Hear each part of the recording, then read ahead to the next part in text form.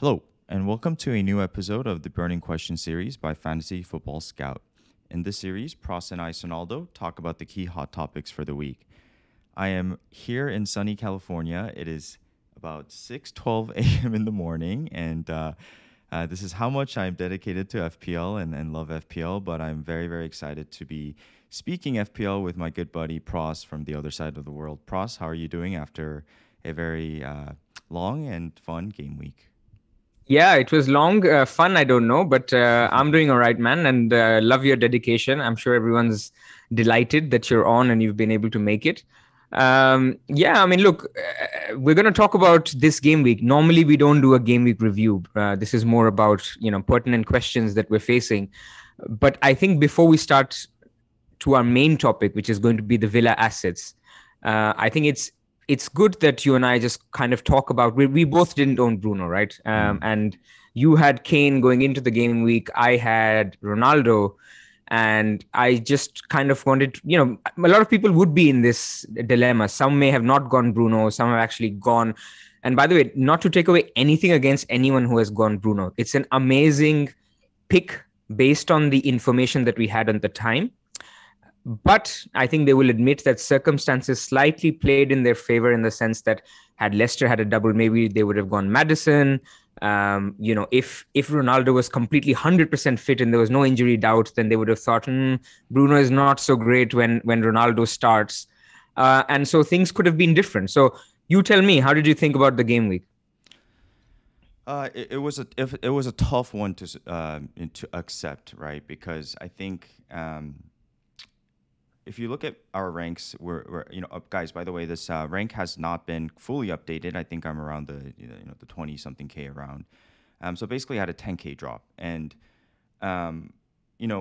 rank is just a number right now. But I think I'm very unlucky in some ways because I had a plan for this double game week for weeks. I really was looking forward to attacking this double game week, and up till this point, variance was on my side. I got a lot of calls lucky calls that went my way. And so I'm not complaining about things have to go wrong once in a while, right? And the Bruno cap was very unfortunate because it wasn't something that I was against this player. I actually thought he was a very good option. And, especially listening to our friend Late Riser speak about him, I was very enticed about Bruno. However, I had Kane, and the whole plan was to attack this double game with Kane as my captaincy. And Pros, I spoke to you towards the end of it about how, I don't feel good about this game getting canceled, North London Derby. And of course it got canceled. So I guess in hindsight, it was also the right move because... What did you do then? I mean, for our listeners, what move did you make? So I basically, guys, I went from Kane to Ronaldo for a -4.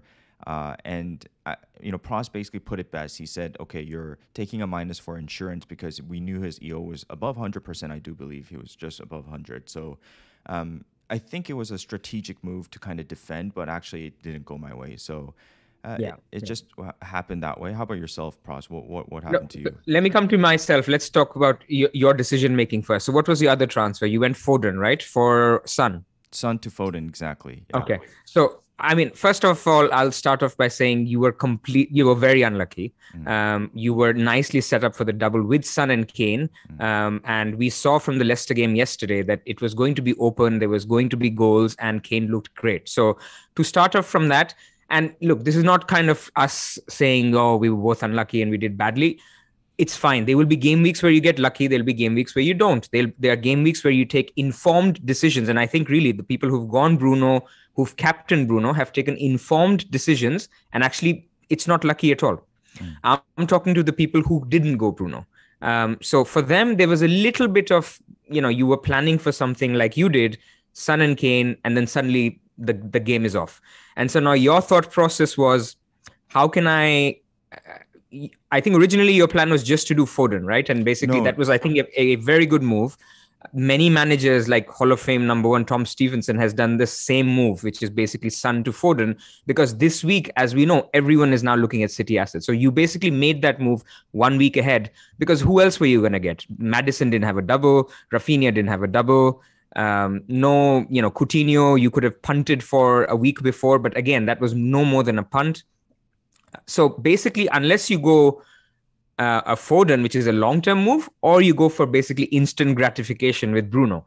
So my question to you is, did you ever think about a structure where you said, okay, I'm not going to go Foden, I'll go Bruno, and for Kane, I'll go somebody cheaper?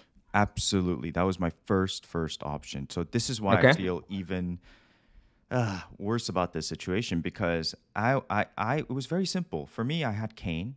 I thought he was going to double, even to the day of, right? I think it was just a couple hours before. I can't remember exactly. And all I was thinking about was, oh, this is super easy. Son to Bruno, captain him, and have him as placeholder for Salah. And I don't need to have him a placeholder, because essentially I can just downgrade Kane and upgrade anyone in the midfield. But I Exactly. was point 0.3 or 4 short of that move.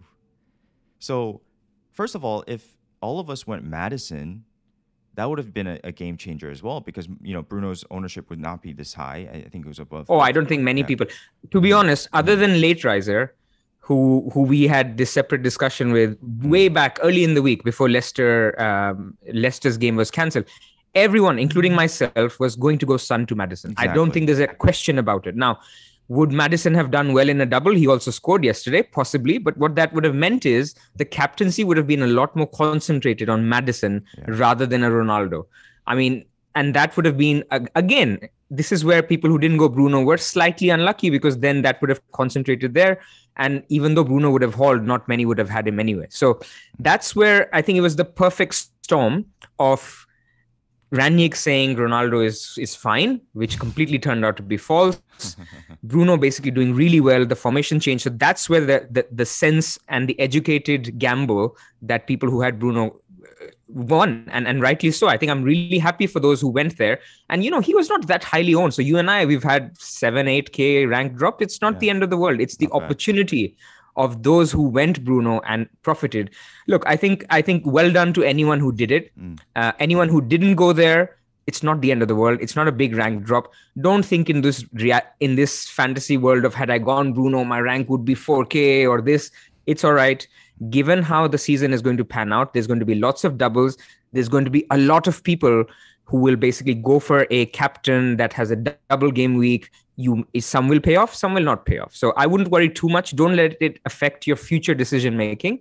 And in some ways, look, had you gone Bruno and downgraded, let's say, Kane to a Dennis, because he possibly had a double game. Because now this week, actually, your team isn't that good, right? Because now you don't necessarily want to keep Bruno long term. You don't want to have Dennis and King as your up front. So in some ways, you're in a better position now. Of course, losing out on 40 points isn't ideal, but that's just the way I look at it. And so you were at the wrong end of the transfers this week, and look, so be it. And now let me talk about my own personal situation and my thinking. So I was always looking at either a Son to Foden or a Son to Madison. And that was my only move, because Ronaldo was there. He was doubling. Once Ranić said that he's fine, that he was going to be my captain. I had another complication. I already had 3 Man United assets. The gift that is Dalot kept giving. And so I had the money, but I couldn't go Bruno without a hit, because I would have had to change Dalot to somebody and then Son to Bruno. But I'm going to be very honest. I did not consider that, because for me, Ronaldo was going to be the captain. So going Bruno wasn't the move. I was looking more long-term. So then the question was, should I go Foden or should I save a transfer? Ultimately, I ended up saving a transfer. I'm in a better position this week. I have zero regrets, because I didn't think Bruno would put in the numbers that he did. And for people like me who already had Ronaldo, it didn't make sense, because for me, he was the better captain had he played both games.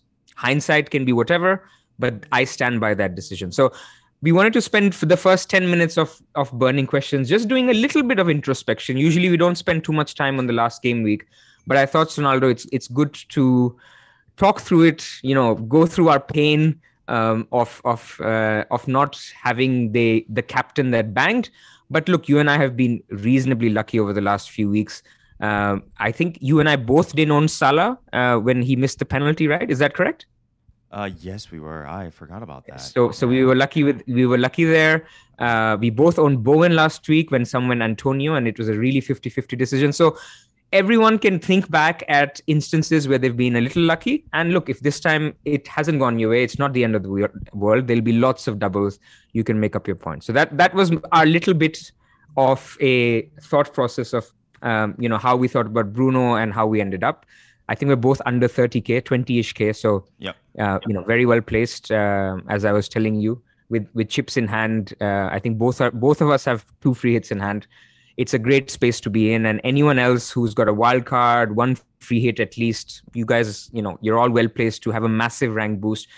Because as the Premier League is now going to change rules over the international break, games will be more predictable. Planning becomes more predictable, which will put you ahead of the people who are actually not doing the research and not listening to this video. So that was a little bit of intro. Do you want to introduce the main topic, Andy? Yeah. 1 second. Let me fix this audio.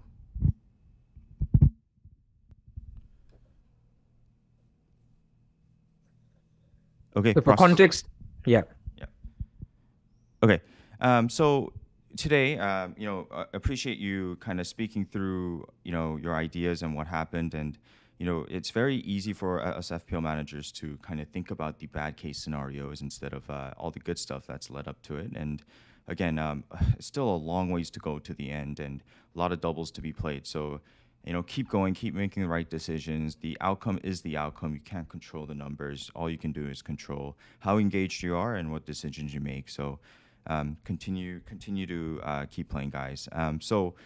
We're back to the essence of the Burning Question series. The Burning Question series, first began. I think we're in episode 8 or 9, Pras, which is insane. And it's been a pleasure. And so today, what we're going to talk about is purely Aston Villa. Aston Villa is very, very exciting because they have great fixtures coming up. They're at the top of the fixture ticker. Let's go straight to the next slide, which is a view of the fixture ticker from game week 23 to game week 20.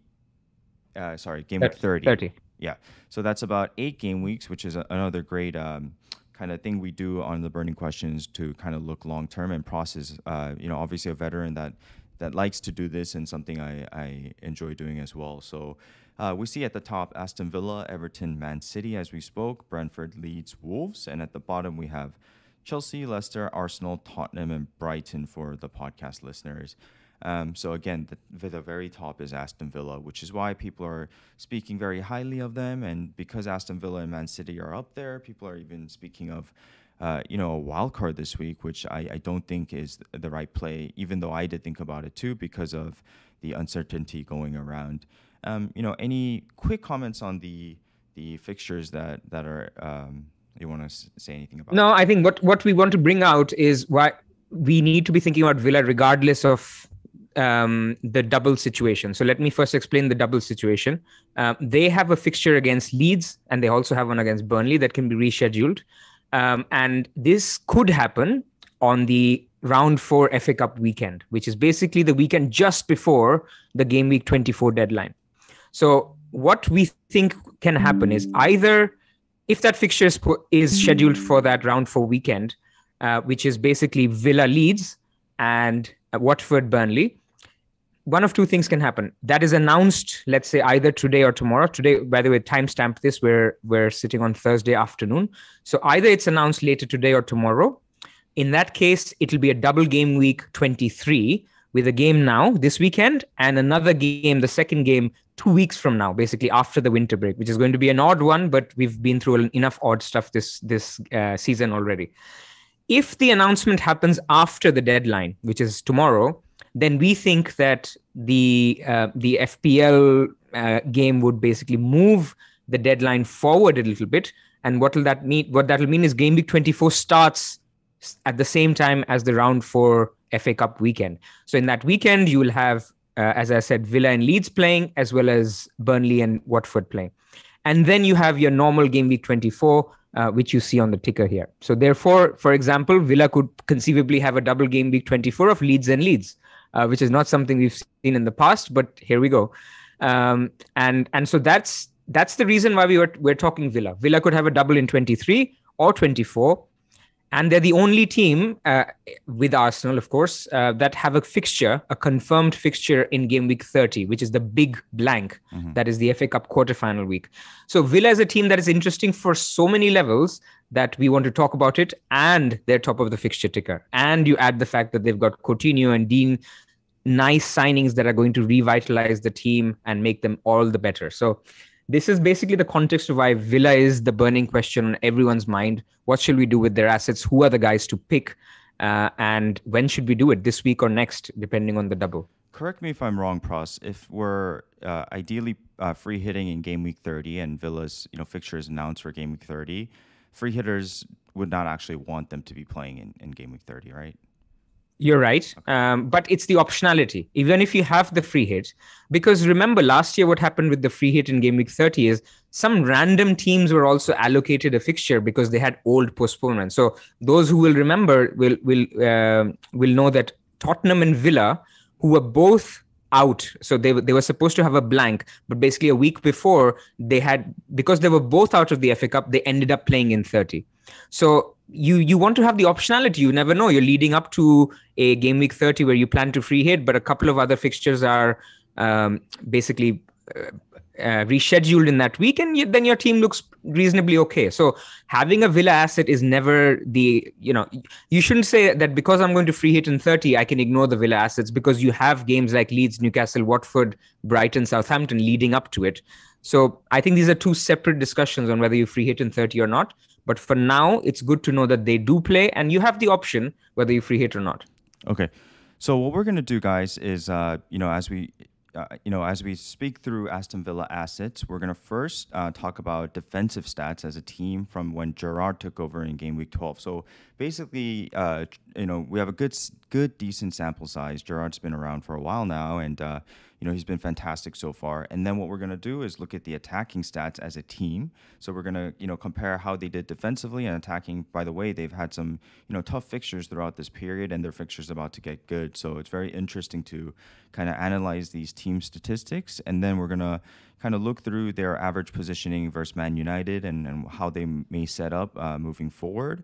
And using all of this, we'll kind of, decipher who are maybe top 3, top 4, top 5 picks from Aston Villa in order would be obviously very team dependent. And then finally, we'll end it with our buzz team. So that's kind of the agenda for Aston Villa burning questions today. So we move to the next slide, which is the defensive stats since Gerrard took over in game week 12. Let's remember they played City, Leicester, Chelsea, Liverpool, Man United in this period. But guess what? Their defense is pretty good in terms of statistics. Pras, can you please explain what we have here and what we're looking at? No, I think you summarized it well. I mean, what we've done is looked at minutes per XG conceded, and they are basically punching alongside Wolves and Brighton, who we consider good defensive teams. And basically, the only teams above this group or this pack is Chelsea, Tottenham, Liverpool, and Man City, who are, of course, very good, and Spurs more recently, elite defenses. Chelsea not so much recently, but basically this is a long view. So you want to, the observation here is that even though people will look at Villa and say they've only kept one clean sheet in the last 8 or 9 games, I think their underlying data defensively suggests that clean sheets will come in easier fixtures. We know from Gerrard's time at Rangers that he was basically a defense-first manager. He completely changed the way that team was set up, and massively improved their defensive numbers there. So a lot of interest, usually when doubles come up, goes to the attackers. We go for the marquee names like Coutinho, or the emerging names like Ramsey, or the comfort blankets like Watkins or Ings, or Buendia, for example. But this is basically something that tells you that defensive numbers will come. Defensive numbers are there, and clean sheets will come. So it's basically to force you to think about, do you really have to go, if you were to do a triple up, do you really have to go 2 attackers and a defender? Why can't you go for a Cash and a Dean plus an attacker? But let's go to the attacking numbers before we get into, what composition of Villa players we should be looking at. Okay.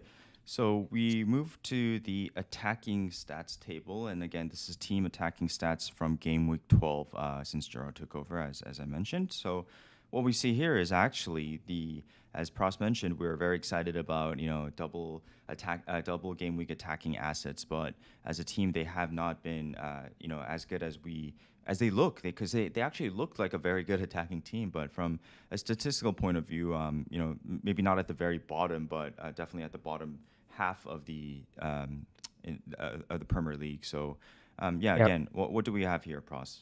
So this is now sorted by minutes per XG, again, since Gerrard took over, so game week 12.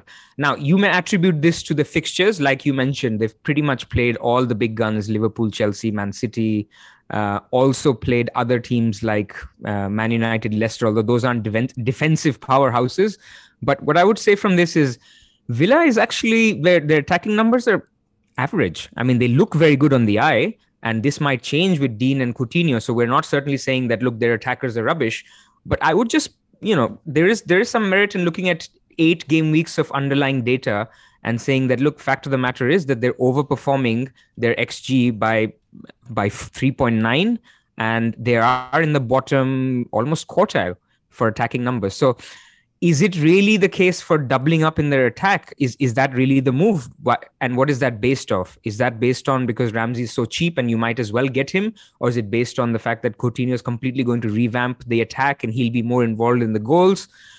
That's what we need to consider. And a lot of this attacking play will also come down to who do we think actually starts. So what we'll do in the next slide and the one after that is look at very closely the Man United game, how they set up, and then we're going to, we took some fan opinions of Villa fans, and then try to basically crystal ball how their team could look like once Coutinho comes back into the team. A couple things I want to say here, because I would like, maybe not advise, but personally I take this attacking stats quite lightly, because there's multiple factors that are involved in this XG per minutes being here. Because first of all, you have to remember under Dean Smith they had many injuries. They were playing a 3-back. They were trying to implement Ings and Watkins together. That there was a lot of things happening and things weren't going well. So when Gerrard took over, it was only going to take time for his colors to be implemented, and I'm sure now we're seeing some changes. Plus, what I've been seeing from Aston Villa in the recent 3, 4, 5 game weeks is what is really very exciting. I think they've been kind of revamping and energized and looking better and better. And as you mentioned, Coutinho is a very key piece to the changes that will come, but Digne is a more important piece to how Gerrard and Aston Villa is going to set up, and I certainly expect their attacking numbers to go up, especially with the combination of fixtures, new players, as well as signs of form. So again, stats and eye test and everything you want to complement each other and use it together to kind of make your informed decision. So let us move to the next slide, which is average positioning versus Man United. Pras, can you share us what you think about the Christmas tree formation? So, look, I mean, I think the Gerrard system is pretty well known. You have a flat 4 at the back, but the wing backs or the left and right defenders basically bomb forward because they play pretty narrow in the middle. With the 3, usually you have a Luiz or a Sanson with a McGinn and a Ramsey. And then you have 2 inside forwards on the left and the right, a bit like Liverpool, which is Buendia on the left and Watkins on the right. Sometimes it's the reverse. And then you have Danny Ings on top. And this is what we saw against Manchester United. And what you see on this right is basically at the end of the game, their average positioning. And so it's pretty clear. You see number 11 there, Ollie Watkins was the furthest forward in the team. And this is not just, a Man United trend. This has been the trend throughout. He has been the guy who's been furthest forward. And the second furthest forward is Buendia. So you see Ings as the guy who's doing the dirty work, who's doing the pressing. And Buendia and Watkins are basically the guys who are making the runs, being more central. Another very interesting part is if you look at number 27, on the chart, and this is going to be difficult for the podcast listeners, but the average position for number 27 is basically Dean is above the halfway line, and he's probably the fourth or fifth furthest forward in the team, which basically shows that all the width is coming from the wing backs. And by the way, Matty Cash isn't far behind. He's a little bit further back than Dean in terms of if you look at how far forward they are. But he's also the guy who's essentially manning the right wing, and Dean will man the left wing. So it's a heavy job. It's an intensive job. They're doing up and down, but this is For me, a very similar formation and a very similar style to play as Liverpool. Of course, they're not as good, not as talented, not as productive as a Liverpool team, but you can draw a lot of parallels with how Dean and Cash are operating as how Liverpool fullbacks operate. Now, they are no Trent and Robbo, but basically they will get that attacking output because they'll be reliant on creativity from those two guys. Now, a word on Buendia and Watkins. These guys are pressing monsters, so they're not going anywhere from the team because of the work rate they put in. And Ings, by the way, the same. But ultimately, for me, that begs the question, where does Coutinho fit in? So let's go back to the Man United game a little bit and see what really happened. So Dean was on a few set pieces, and McGinn didn't start because he was suspended. But we think, just a word of caution, that once McGinn comes back, he may take the set pieces back from Dean. Luis took some too, but we think that was, again, something that McGinn will take over. And then Coutinho took a few set pieces when he came on. So that's one little nugget on Dean. A lot of people think he'll kind of exclusively get the set pieces now. I don't think that will be the case. He'll get some. In terms of chance creation, both Dean and Cash created 2 chances each. And yes, Dean was basically getting into the box more. He had more penalty area touches. But I keep going back to my my theory of, don't ignore Cash just because now there's Dean, because there's a chance that, you might want to go double defense instead of double attack. In terms of Coutinho, when he came on for Sanson. And originally for the first few minutes, I mean, they were behind at the time. So he continued to play attack. But if you look at it from a man-to-man perspective, he started out in the midfield 3. But then when Ings was subbed off, he moved to the right forward position, and then Watkins moved centrally. So from a game management perspective, what this tells me is Coutinho can fit anywhere, either in the middle 3 or in the front, basically forward left or forward right. That's my observation from the game. I don't know if you, Sonaldo, wanted to add anything else. I mean, I have a lot to add, but I'm going to. I'll skip the Digne part for now. I'll talk about Digne once we get to the players we pick out. So I'll just quickly speak on everything you've mentioned and kind of, compile it into a couple of thoughts. So, the couple names you mentioned, McGinn. He's not going to come into our FPL teams, but shout out to McGinn because he's actually been fantastic. That left foot is actually super deadly with those long balls. So he's been a joy to watch from a footballing perspective. As Prash mentioned, they play a 4-3-3 from the starting lineup. But if you look at essentially their average positioning, it ends up being like a 4-3-2-1. And a 4-3-2-1 is because of those 2 inside forwards as Prash mentioned. However, the key to Gerrard is those wing backs who have all the freedom in the world to be bombing forward and being kind of a morphing into a 5 attack at times. So that just shows the importance of Matty Cash as well as Digne and possibly Target. So I'm very excited about the combination of defensive stats being very good over the last 8 or 9 game weeks, plus these individual wing back assets becoming a integral part to Steven Gerrard. So, very, very interesting. Gerrard plays a lot of short passes, a lot of, trying to give and go, pass and move, and trying to break apart teams by receiving the ball from short areas. And this is actually a fact because under Dean Smith, their team statistic as short passing was very at the bottom of the Premier League table.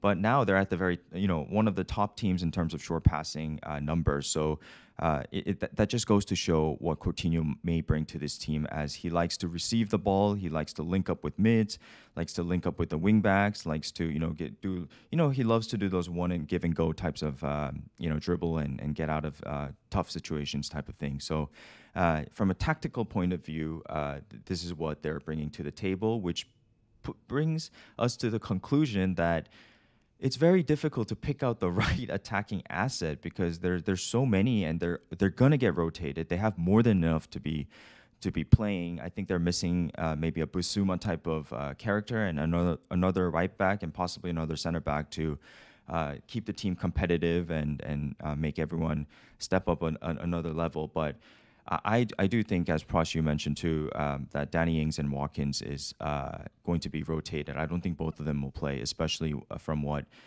he wants from his Rangers teams, especially. So Well, Yeah. I think. Hmm. Sorry to interrupt. I was going to say. I think they may share the duties on the forward position, but I don't think Watkins will be rotated as such. But let's go to the next slide, which is basically our view and the fans' view of how Villa should set up once Coutinho is back in the team.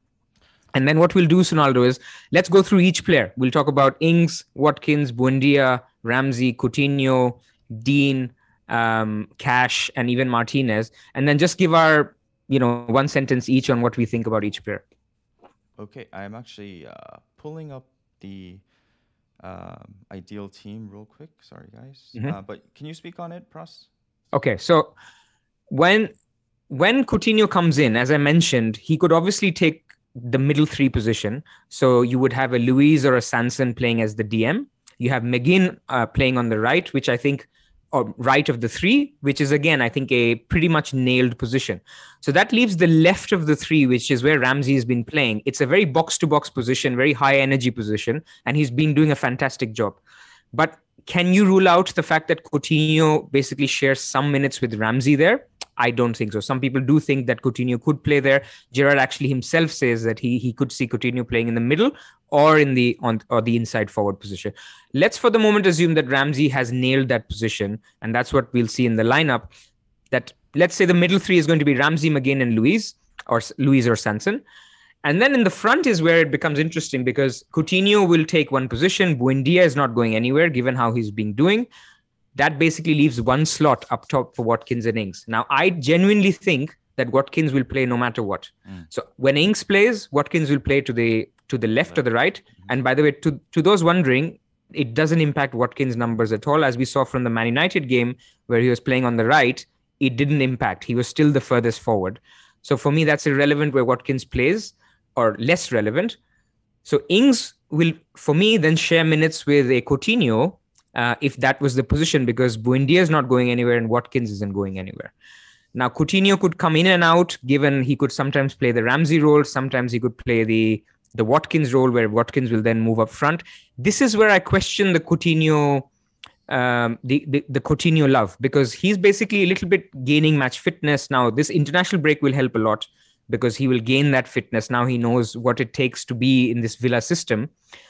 But I am at this stage, without further information, I'm a bit skeptical. I mean, if it's a double game week, like we mentioned at the beginning of the show, like a game week 24 double game week, they will have a game on with Leeds, by the way. They will have a game on the weekend and they'll have a game Tuesday or Wednesday.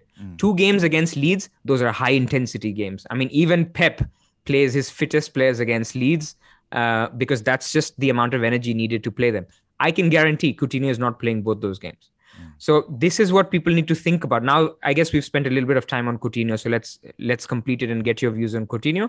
But this is my skepticism. I think the guy has the highest ceiling because Watkins isn't the best finisher, and we'll come to Watkins in a second. But I'm skeptical on his minutes, and I'm also skeptical that in some games he may just play him in the middle instead of a Ramsey, and therefore he may be a little less productive than if he's playing in the forward position. So what's your view on Coutinho before we go on others? I want to clarify what I meant earlier about Watkins and Ings kind of rotating is that I do agree. I think Watkins is going to be somewhat undroppable, but what I meant is I don't think they're going to play those two as frequently as, at times, depending on the opponent, but I think we'll see one of the other, and the other will come off the bench or something like that. And as you mentioned, if Ings starts at the top, Watkins will move to the left. I think Watkins is someone that Stevie G really likes and will continue to play with great potential. I mean, he's such a fantastic, very flexible, adaptable type of number 9. So I do agree with you there. Quickly on Coutinho, I think Coutinho would be. I won't say it right now. I'll tell you what my options are eventually. But I am also very skeptical of Coutinho. With that being said, you've said all the skepticism comments about him. So I'll kind of say the good things about Coutinho is that we saw signs of life. We saw signs of kind of re-energized spirit, and this guy killed it in the Premier League. We have to remember he was an absolute monster in the Premier League. So that has to be a factor in the sense that he's probably confident and wants to prove to the world that like he still got it, right? So from a mental aspect, I think that's fantastic for a footballer.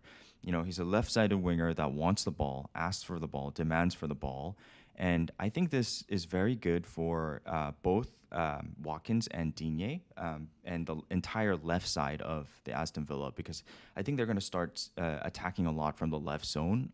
And a scenario, for example, is Coutinho wants the ball, receives the ball. He's going to start dribbling, as he loves to do, cut inside. And when he cuts inside to his preferred right foot, what happens? He's got Digne on the left, bombing down, so he'll always have that option.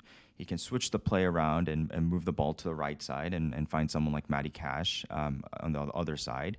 And you're going to have great off-ball movements in Ings and Watkins. So he's going to have multiple options. So I think his assist potential goes up possibly. Possibly it's the pass to assist, but this team is good. It's always good to have good players around and an influx of attackers around as a creator of the team. And I think Coutinho is a creator with a fantastic outside shot. And so the last thing I'll say is because they're moving around and playing a lot from the left, it's very difficult to actually know where Coutinho is going to play, because I think he's going to be on the left side, but Ramsey plays that kind of like ESR role where he just kind of bombs forward. And if you look at a lot of the extended highlight plays for Aston Villa, actually it's Ramsey who's bombing forward and making those runs into the boxes and in much more dangerous positions. So not super keen on Coutinho, but I think his potential of a punt is there. Yeah. So I think we summarize by great potential. Don't jump on him if there's a double, especially if it's in 24. But look, if there's nostalgia associated with it, a lot of people triple captained Bale or captained Bale last season. He's better than where Bale was, at least physically. So you may profit. But like we said, a little bit of skepticism. But let's move to the next player, which is Watkins. We've talked about him, I think, a fair bit. So I'm going to just summarize our views and keep this one short. So he should start pretty much every game. For me, the appeal with Watkins is the scarcity value up front. We are in a very weird season where the three best teams in the league have no strikers for FPL. Man City don't have anyone unless you go Jesus, which is not appealing. Firmino for Liverpool, not appealing. Chelsea has Lukaku, who we all know is struggling. So we actually have no strikers in the best teams. So therefore, there's this scarcity value where people need a good asset. And I think that makes Watkins a very good pick. Simply that. Because I think if minutes weren't a question, then for me, Coutinho is better. If Coutinho is playing 90, Watkins was playing 90. But the fact that it's a forward slot and not a midfield slot, for me, makes Watkins very, very appealing. And everything we've said as a positive, I mean, the guy is high energy. He'll play 90 minutes. You can bank on him in a double game week. All of that applies for Watkins. So for me, yes, a big tick on Watkins. What do you think? No, absolutely agree. I don't think I need to add anything more to the Watkins. The point you made about because it's very difficult to actually pick out who the right Aston Villa attacking asset is. The biggest point you made about the scarcity of attacking assets right now is the reason I'm very keen on it, and I'll get to my order. So enough. I think that's enough about Watkins. I think he's fantastic. We agree that Ings is going to be a rotation out. I think most Villa fans do as well. So we don't need to spend time on Ings unless there's an injury. I think Ings is one to avoid. What do you think about Buendia? And maybe we can take Buendia and Ramsey. No, actually, let's do it one by one. What do you think about Buendia? 1 second. Let me get the volume to work again.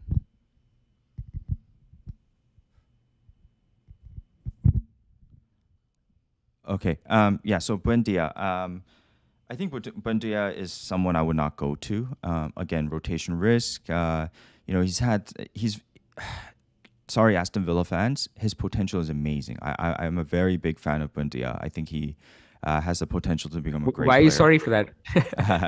But I think he's got to be more consistent. And he'll have great games and some off games, and then he'll have great games where he's doing great, and then he'll make one or two bad passes. So Buendia, I think I would prefer Coutinho over Buendia.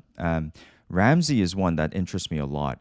if anything, I think I would pick Ramsey over the both of them. Possibly, it's between Ramsey and Coutinho for me. Ramsey is super young, super cheap, and the problem with fitting one of these guys into our midfield is that, as we've spoken on, is in the next few game weeks we're gonna have too many midfield assets that we want. That, like, do we really have space for a guy like Ramsey? Because the midfield is not where you want an enabler right now. You want to be maximizing that five, in my opinion. So. Out of them, I think I prefer Ramsey. But yeah, quickly speak on Buendia and Ramsey, please. Okay, so I think actually Buendia is pretty nailed. He was superb against Manchester United. I think he was the best player in the game. Now, that doesn't mean he's great for FPL. I just think that means that he's fairly nailed in terms of what he's providing for the team, both in terms of pressing and creativity. Whether it's between him or Ings, who misses out if Coutinho plays, I think the three of them will rotate with it. Two of those three will play mostly, and I think mostly it's going to be Buendia and Coutinho who will eventually start. So Buendia is nailed, but when I did a comparison on the Scout members area, if I look at the last 4 games where Ramsey has basically started the last 4, so both of them have done the same. For $1.5 million cheaper, Ramsey has a higher XG of 0.73 versus 0.5 for Buendia. He has a higher XA of 0.7 versus 0.5 for Buendia. So their touches in the box are actually almost identical. So essentially, you're getting a similar player with a similar output for 1.5 million less. And that's the only reason where I think Buendia may not be worth it, because of what Ramsey is producing. And I think my word on Ramsey is, don't think of him as an enabler. I mean, given just because of his price. I mean, if we went for Buendia, we wouldn't have thought of him as an enabler.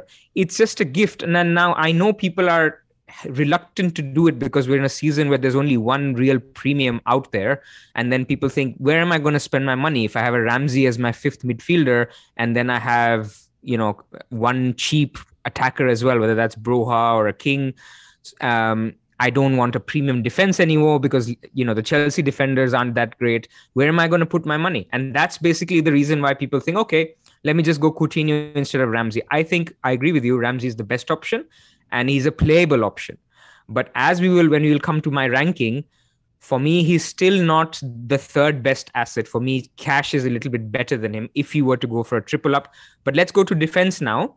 I think it's pretty clear for us. Ramsey is slightly higher.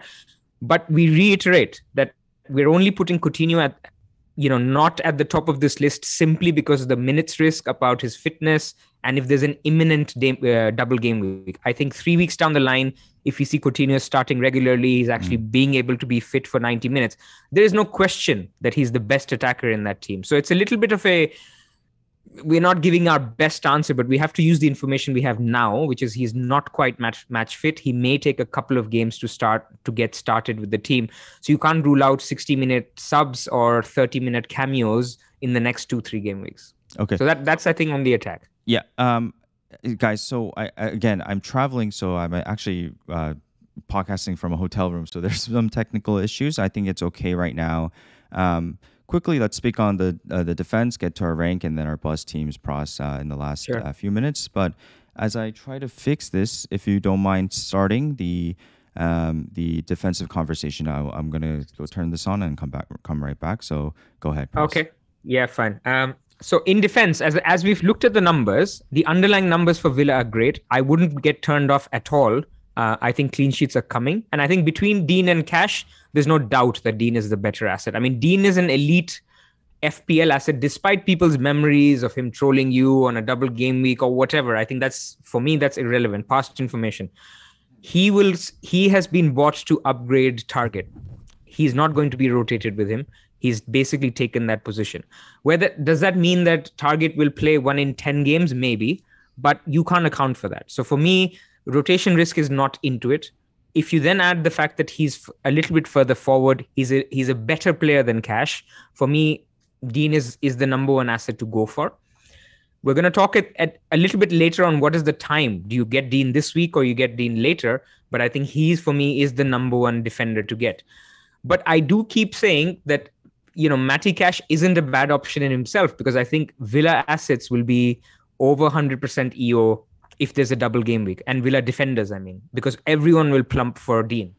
So if you want a piece of the Villa pie in defense, then you have to basically consider a double up. And that's where I think that as a third option, a second defender, whether that's Martinez or Cash, gives you that option and you have a little bit more upside. And it comes back to when everyone loves Trent, it doesn't mean Robertson doesn't get points. And when everyone loves James, doesn't mean Chilwell doesn't get points. So these are basically light versions of those guys.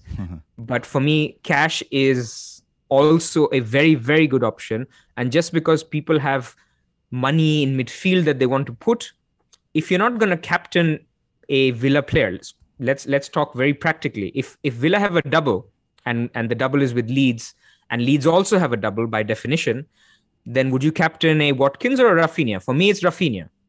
And if that is the case, then you don't need to double up in attack. You want to make your points elsewhere. That's just my thinking with the defense. Yep. I listened to your spiel about halfway through it, and I do agree with you. I think Digne is my outstanding number one pick.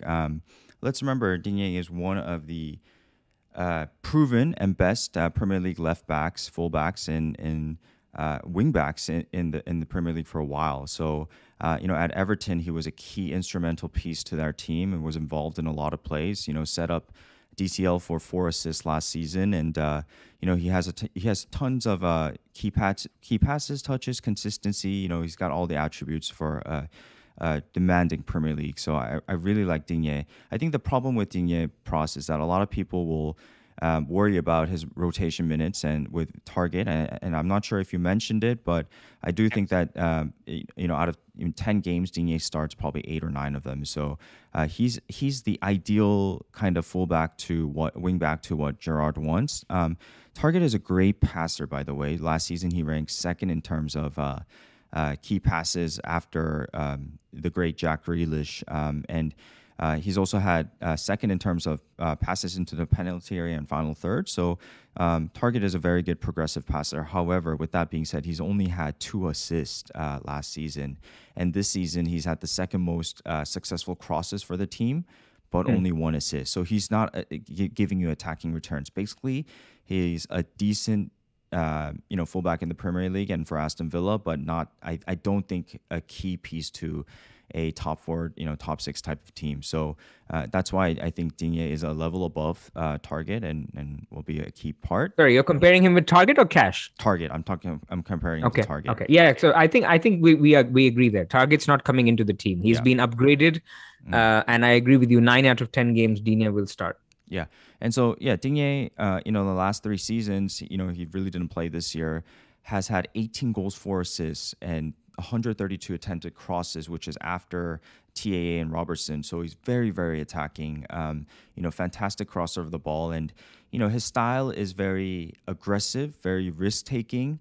So I don't know if that bodes well for bonuses, because I think he'll have quite a few missed passes because he's not afraid to make those, piercing passes to the final third. So, the ultimate attacking fullback to say the least. And, now he offers a entire new zone and an entire new route to attack for that team. I mean, they will look to find him at multiple times, like how they look for Coutinho the last game.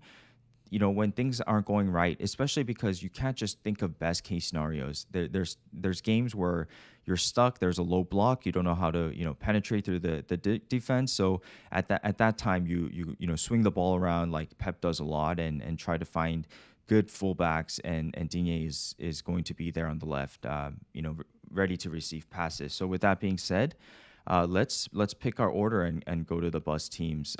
Sure. You want me to go first, Pras? Yeah, go for it. Okay, so I think it's very simple. We talked about the team stats. We talked about individual assets. We talked about issues in our FPL template teams right now. So with all that being said, my number one pick is Lucas Digne, and he will replace most likely Reece James for me. So Digne is my number one pick.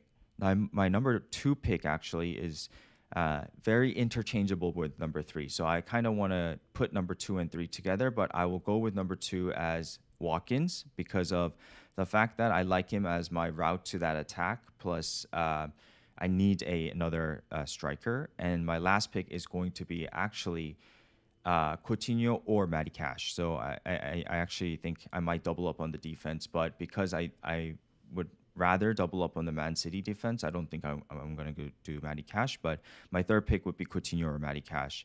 Again, I don't think I'll triple up, so this third pick is more of a punt, if anything, than the first two picks. How about yourself? For me, Dean, Watkins, and uh, I think if the game week happens, if the double happens in 24, then it's going to be Cash. If the game week happens in 23, it's an odd pick, right? I mean, this is what then probably Ramsey, because I know he'll start both the games. So I like Ramsey as my third option, actually absent of any of this. And it's simply because I think he's too good of a value to ignore. Sure. Even though I've talked about the fact that there's a lot of surplus money around, he's actually doing pretty well. And unless I see the other consideration, which I haven't talked about, is the fact that even if Villa double, if the double is against Leeds, then I don't want to double up in defense because I know Leeds will score. In fact, in 24, if the double is Leeds and Leeds, then I would even argue is Dean the best option because they are probably going to score in both the games. I mean, Dean has attacking output as well, but definitely then my third option wouldn't be Cash. But if it's a Burnley double, then it'll be Cash. So it's I've given a if but and then kind of answer, but it's definitely for me Dean, Watkins, and then dependent on the double, I would go for my third option. Fantastic. And let's get to the final slide, the buzz teams, before we head out. And we have your team up here, Pras, first. Could you speak through your team? Sure. So I had 2 free transfers. One of the good things coming out of last game week is that I did nothing. So at the moment, there's a James-shaped and a sun-shaped hole in my team. And the guys I'm considering are obviously the Villa guys or the Man City guys. I mean, we haven't spent time on the broader fixture list, but clearly City have the best 3 fixtures coming up that one needs to get. You want to get a share of those returns. If you're only going there with Cancelo, who is almost 100% owned, you effectively have no one in those City fixtures. So in my thoughts is Son to Foden. If there is no double game week, James to Laporte or Diaz. And that would be basically my Man City attacking move. If there's a double announced, then I can see myself going Rafinha because he would have the better double, the more reliable double. And then in defense, maybe a Dean. So that's how I would think about it, depending on the announcement. Now, sitting here on a Thursday afternoon, I don't think the announcements are coming this week. So pretty much I'm thinking it'll be Foden for Son for sure. I may actually roll the second transfer as well because, again, I want to have the power of the 2 free transfers leading up to a double game week. And that's where I think it'll be best used. So that's where I'll be. If I go Son to Foden, he may be my captain. Although I like Martinelli against Burnley, if that fixture goes ahead. I like Jota against Crystal Palace. I like Ronaldo, despite what he did yesterday against West Ham. I like King against Norwich. I'm not going to captain King. So the team is actually doing fine. A lot of people will be going Cancelo and Trent, and I think those are also great captaincy shouts. So when I look at my team, and people should do this when they're considering wildcard. If you've got 6 or 7 captaincy candidates, it can't be a bad team, right? I mean, then whatever happens. But yeah, I feel good about it. And if I have to start maybe a Ben Davis instead of James and save my second transfer, I'll be happy to do that because the optionality over the winter break with 2 free transfers will be great. Okay, well put there. I'll go to my team.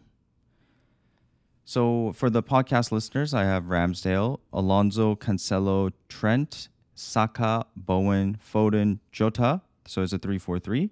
And then up top, I have Ronaldo, Antonio, and King. On the bench, I have De Gea, Gray, Livramento, and James. So basically, the squad is kind of deep because of the fact that I was trying to bench boost in this game week. So it's very, as you mentioned, if the doubles get announced, Rafinha is a no-brainer. I think Digne is a no-brainer, so I'll go there. But most likely it won't be. So I'm thinking of I would love to save a transfer. I think you're right. If you have two transfers, you can do three, get a bunch of doublers in, and take less hits. So certainly that's playing on my mind, and it will possibly an option. Look, I do not mind playing Alonso. I actually do not mind it, right? I don't I like I think it's fine to save it and try to attack the next game week. However, because of Livramento and James being red flagged, I'm very worried about a possible benching or someone not playing or team getting canceled and me being stuck with 10 players. So most likely my two options, if the doubles are not announced, is to roll the transfer or do James to possibly Laporte or Diaz. Most likely Laporte. I think they're both nailed. I don't think they're both that attacking, and I'd rather have a cheaper option into that triple up on Man City, which is why the Foden pick sounds great. Right now, the vice captaincy is on Saka. Captaincy is on Jota. I don't think I'll put it on Jota. I think I'll put it on Saka or Foden, one of those two. So yeah, I think that's it for me. So would you wait? A question. So you've decided on a Man City defender, not Dean, is it, for this week? If there's no double? If there's no double, it's between. I think I would go for the Man City because I think that would be just a better kind of what's it called? Advantageous move that I have over the others who will probably have one or two City assets. So that's kind of where I'm going. However, Digne is also in play, even if he has a single, because of what we spoke about all day. I mean, very early thoughts. So, okay, let me. Sorry, go on. To rephrase, I have roll the transfer. I'll bring in Laporte for James, or I'll bring in Digne for James. Okay. For people looking at Villa assets, would you suggest that they jump on them now, or would they wait? I think this is the right time. I mean, again, the caveat being the doubles, and I think they'll do well against Everton. I mean, Everton, aren't doing well right now, and so I do think that we saw signs of life in the second half, and so I do think that Digne is fine to jump on right now. I think Digne, I agree, or I keep saying Digne because it's Dean. But I think you can wait as well if there's no double, because obviously Benitez is gone. So Duncan Ferguson is known for a very rough, he's basically the get stuck in kind of manager. So he's gonna make them solid, and they're gonna be super aggressive. Whether that transpires into a good performance or not, we don't know. But I would just wait a little bit if you can, if you have the luxury. This is definitely a week to sit tight. If there's no double, maybe attack the Man City fixture more than jumping on the Villa guy. That's just my personal view if somebody went for someone. Okay. So guys, that was fun recording at 6 in the morning in California. I do have to run and get the day started, Pras. Again, thank you for bearing with me. And this is actually our, I think, second or third time recording this because we had technical issues. So it was a fun session again, and always nice to chat with you. Yep, likewise. Yeah, so thank you guys. Thank you for viewing us today, and we'll be back next week with another Burning Question series. So have a good game week, and green arrows to all. Bye.